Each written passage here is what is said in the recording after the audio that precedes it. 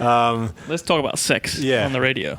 Well, yeah, I mean this song is actually about a very similar idea. It must have been in the ether while we were writing a lot of these songs. It's really a similar idea about constantly seeking instant gratification, where even if you have the impulse for a bigger emotion, that you don't necessarily have the energy or the attention span to try to create it or feel it or express it or experience it. And I think I really like Howard Stern. I think he's an awesome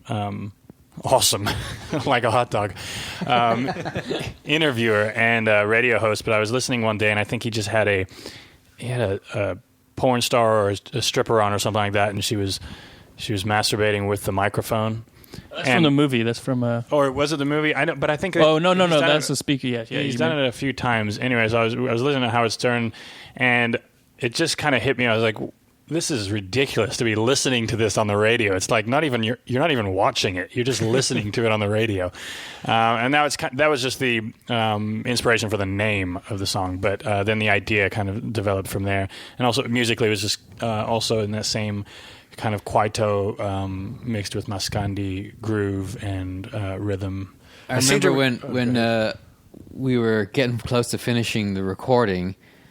And literally like 1 month before we were going to put it out, Good Charlotte came out with a song called Sex on the Radio. And we saw that and we're like, fuck, they're going to think we copied them. Didn't you have a hard time recording the choruses on this? Because it's so high.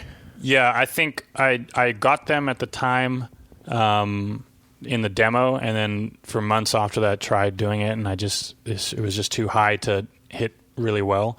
I think we ended up using the demo vocals, which we do a lot on. Yeah, that's something we've been learning, is record the demo stuff well, because you're going to end up using it anyway.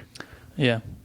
As he's talking about like ephemeral or nonsense on the radio and all that stuff, there's a book I haven't finished yet. It's called The Glass Bead Game. It's by Herman Hesse, the same guy who wrote Siddhartha and Steppenwolf and all that.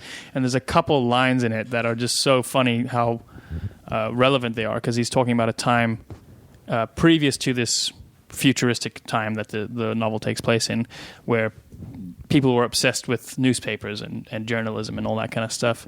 And to describe it, a few of these phrases sum up perfectly our environment now, I think. He said, a torrent of zealous scribbling poured out over every ephemeral incident. This is about the period that he was living in, which was 100 years ago.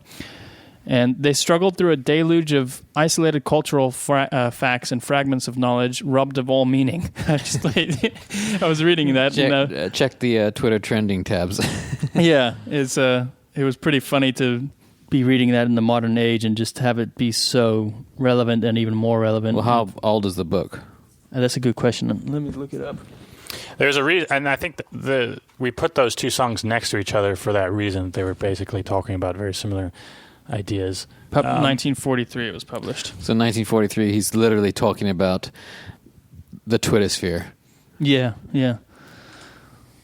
It's you hear people say it all the time, like information has been made smaller and everything's less and less significant. But for some reason, his language is very insulting, and it's very quite Perfect. a big dig.